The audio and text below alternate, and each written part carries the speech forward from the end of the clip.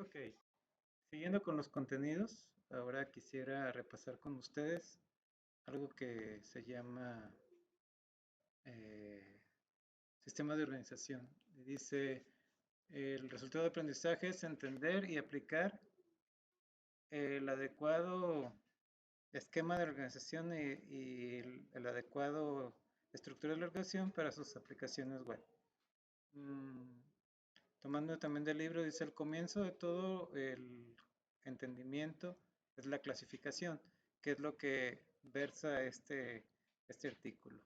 Dice, ¿cómo nosotros categorizamos la información? Por ejemplo, por tema o por cronología. Aquí me gustó esta gráfica que viene también en el libro. Vemos cómo el volumen de la información ha crecido, que estamos hablando desde, hablando de las primeras civilizaciones, ¿verdad? En donde los reyes de asirios organizaban en tabletas por tema las cosas, ¿verdad? Aquellas código de Hammurabi, de la cultura asiria, persa, por allá. Y cómo poco fue creciendo, ¿sí? Hasta que tenemos la internet, que es la explosión, y que tenemos infinidad de contenido en la web, ¿verdad? Lo que le llamamos ahorita actualmente el Big Data, ¿verdad? Viene el tiempo y el volumen, ante ese fenómeno tenemos que buscar este tipo de disciplinas, como es la arquitectura de la información. ¿Qué son los sistemas de organización? Dice, bueno, los sistemas de organización están compuestos de esquemas de organización y de estructuras de organización. Dice, un esquema de organización define las características compartidas de los elementos de contenido y, y las influencias de la agrupación lógica de estos elementos. Ese es el esquema de organización. Y dice, una estructura de organización define los tipos de relaciones entre los elementos de contenido y los grupos.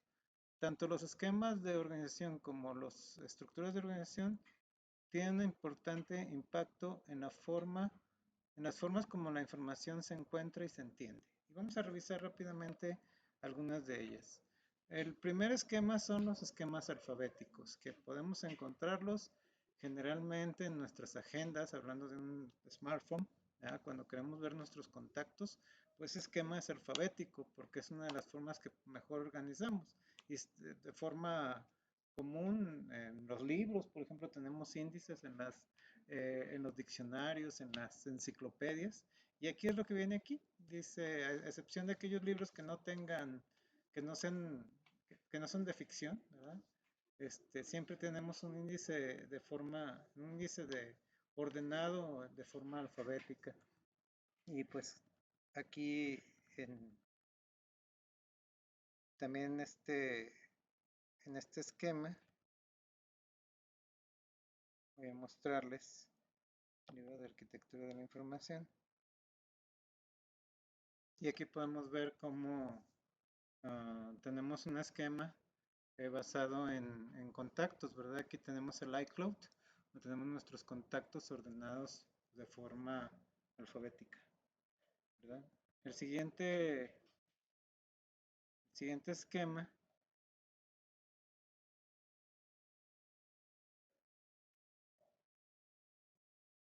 es el esquema cronológico, ¿verdad? También, si nosotros revisamos un periódico, por ejemplo, si se meten a la jornada, en la jornada viene por día, el periódico es gratuito, ustedes lo pueden leer, no necesitan suscripción ni nada. Ahí en la jornada, por fecha, está cronológico, ¿verdad? Y aquí es lo que habla, ¿no? La prensa cómo se organiza de forma cronológica. Voy a mostrarles por aquí eh, este tipo de esquema y aquí lo pueden ver, ¿verdad? Aquí son las noticias de Google, vienen organizadas, si se fijan ahí, el 25 de septiembre, 22 de septiembre, este es un esquema tipo cronológico.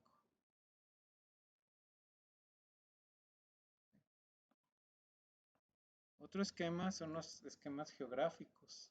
Dice que en muchos de los sitios son muy importantes la información geográfica, porque nosotros cuando viajamos de un lugar a otro nos interesa saber muchas cosas, el clima, las atracciones, las distancias, la moneda. Entonces es bien importante, dice que en el caso de temas políticos, sociales y económicos, donde la localización depende de la localización en estos temas. Y bueno, les voy mostrando el libro para que vean ustedes cómo, cómo lo pueden visualizar mejor, ¿verdad? Si seguimos por acá, ahí tenemos, pues simplemente si vemos Google Maps, ¿verdad? Como aquí estamos hablando de un sitio, eh, que nos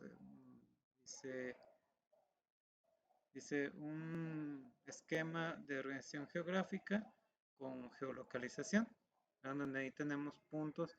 Y ahorita con el COVID podemos ver con puntos, ¿verdad? Donde hay más casos de COVID, ¿verdad? Pues gracias a lo geográfico. Entonces, otro esquema que también son los esquemas de organización ambiguos. Dice, bueno, estos son los más difíciles. Dice, los esquemas ambiguos o subjetivos dividen la información en categorías que no tienen una definición exacta. Eh, sí, muy a menudo la ambigüedad de lenguaje y organización, por no mencionar, bueno, aquí habla de ambigüedad y complejidad y subjetividad, ¿verdad? Lo que tienen, dice que ellos son difíciles de diseñar y de mantener.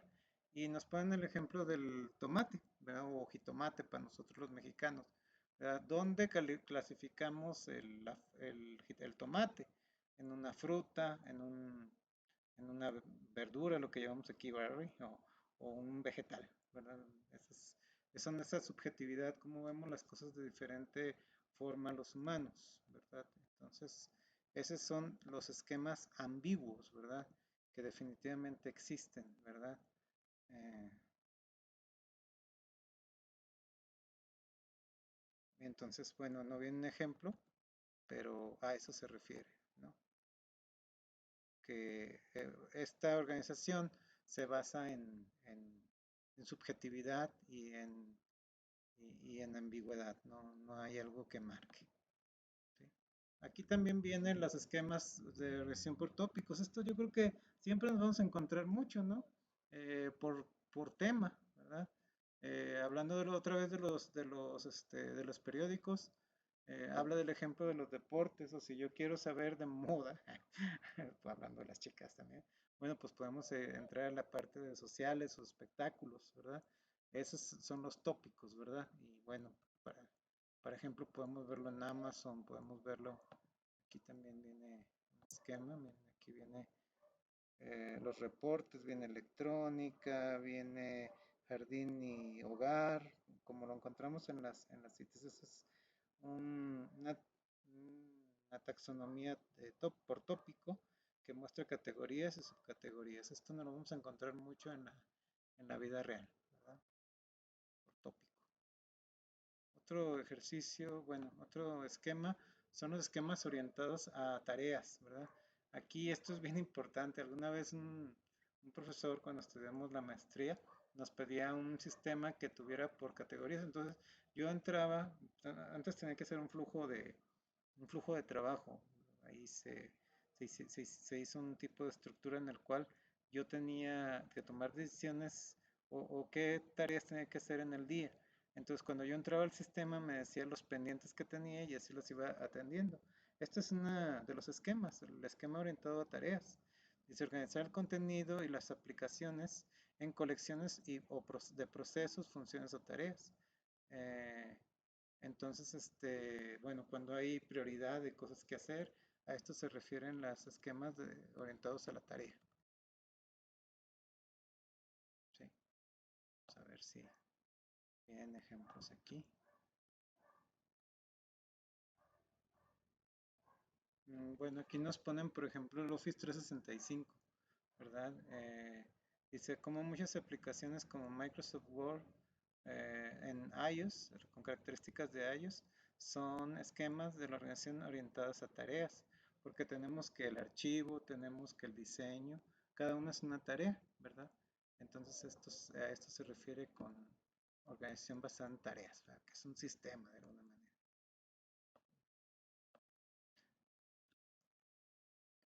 Bueno, también hay esquemas orientados a una audiencia en específico. Muchas veces pues tenemos el sitio, si lo podemos ver, ¿no? Los famosos clubes, yo creo que el proyecto de los corredores es un esquema orientado a corredores, a runners, ¿verdad? Entonces tenemos que hacer, de acuerdo a esas necesidades, hacer ese contenido y organizarlo de acuerdo a este esquema de audiencias específicas. Tiene mucho que ver también con la parte de la audiencia, ¿verdad? Que va a tener nuestro sitio web. Mm, Entonces, bueno, es que este libro, les digo, me ha gustado mucho. Por ejemplo, dice, tarea, topic y audiencia coexisten en esta página de Smithsonian, ¿verdad? Aquí dice que pues hay orientados a la tarea, por tópico y por tipo de audiencia, ¿verdad? Es este tipo de sitios, porque no quiere decir que solamente se basa en un solo, por ejemplo, aquí dice, se invita a los usuarios a identificarse por ellos mismos. ¿Ve? Aquí entiendo que es algo de investigación. Entonces eso es específico, ¿verdad? Por ejemplo, hay para estudiantes y maestros, ¿verdad? Son audiencias específicas.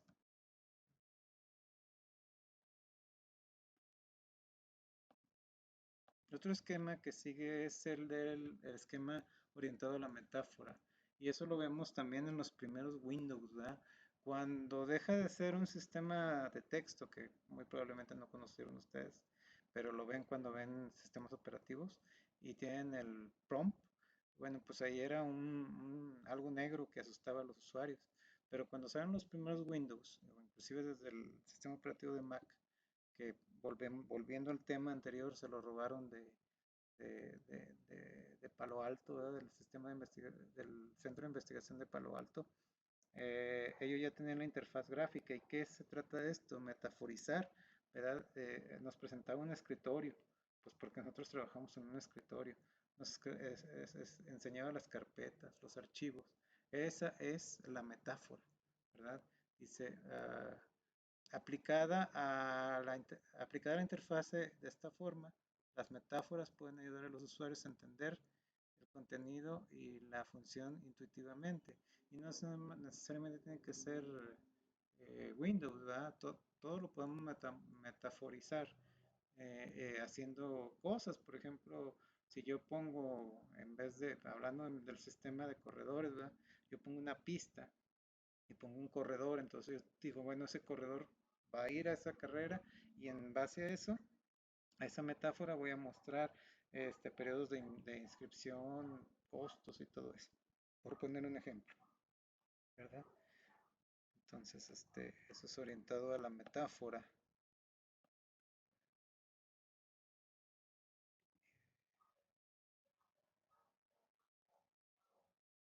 Y bueno, por aquí habla de que,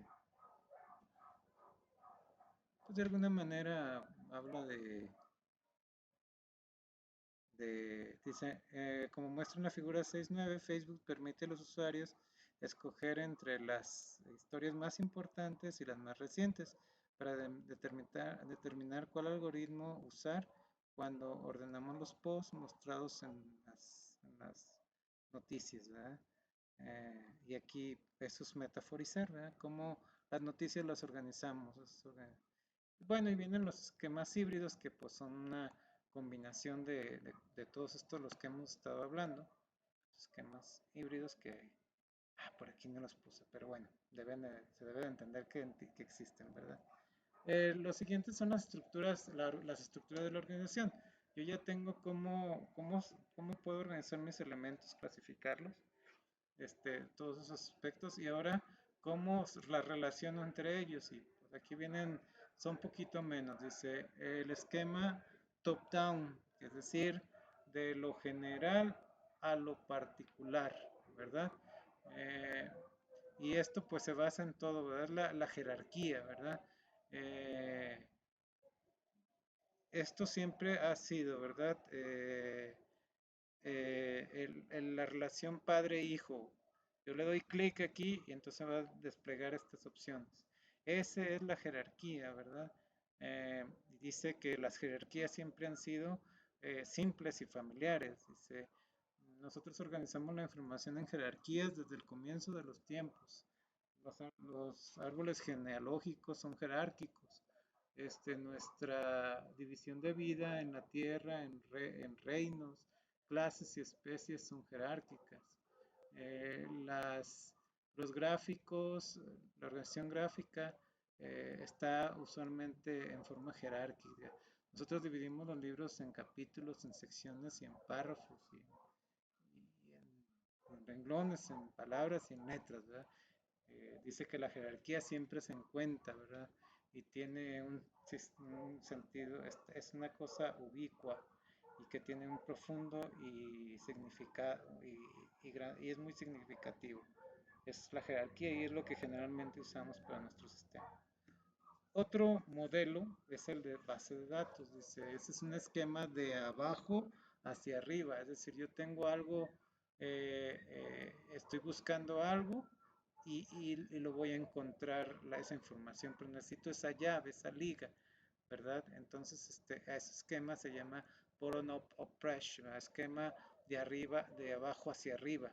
Entonces, aquí un Rolodex, que yo lo investigué, pues es una cajita donde teníamos un tarjetero y en ese tarjetero tenemos nuestros contactos. Ese es un Rolodex y generalmente lo teníamos ordenado por nombre, ¿verdad? Por apellidos. Y entonces en cada cartita yo tenía la información. Eso es más o menos esta parte, por eso se llama el modelo de base de datos, en el cual, ¿por qué son importantes estas estructuras de metadatos, de las bases de datos, o por qué se dice el modelo de base de datos los arquitectos de la información? Es por los metadatos, ¿verdad? Los metadatos es la llave primaria que liga la arquitectura de la información al diseño del esquema de la base de datos y bueno, con esto traemos la funcionalidad de usar bases de datos relacionados a ambientes heterogéneos y no estructurados de nuestras websites e internet. Cuando dejó de ser la red estática y quisimos darle la parte dinámica, pues también nos vimos en la gran necesidad de tener bases de datos atrás de ellas, ¿verdad? Si ustedes quieren saber cuánto voy a pagar ya no se llama tenencia, ya se llama control vehicular, que más o menos es lo mismo, ustedes tienen que dar la placa y el motor, ¿verdad? Entonces, esos son lo que nos liga, esos son los metadatos que nos ligan a la información de nuestro vehículo y que nos van a decir cuánto vamos a pagar. Por eso es el esquema de base de datos, ¿verdad? Antes de ello, también quería mencionarles algo que no lo puse aquí para no hacer tan extensa la presentación, ¿verdad? Aquí tenemos, y aquí viene dos formas, dice, bueno, fíjense cómo se hacen las jerarquías, volviendo al modelo jerárquico, y cómo nuestros sitios pueden estar organizados en dos formas, dice, narrow and deep, es decir, tengo poquitas opciones en la superficie, pero muy profundo son varias, ¿sí? Ahí dice, por ejemplo, que tengo que llegar si tengo de la página A a la página B, pues tengo que dar varios clics, está muy profundo. Y luego hay el otro que es el broad and shallow, que es a lo amplio y lo breve. Y bueno, no, ahí sería, no es tan profundo, ¿verdad? Superficial, podría ser los shallow, ¿verdad? Entonces, ese es el esquema que tenemos aquí. Ese es uno de los temas ¿verdad? Y bueno, vienen ejemplos. Y bueno, ya hablamos del esquema de base de datos, ¿verdad? Y cómo llegamos. Otro sistema de organización es el hipertexto, ¿verdad? Aquí, el hipertexto, podemos hablar de que puede ser jerárquico o no jerárquico o ambos, ¿verdad? El hipertexto no es una forma lineal de estructurar la información.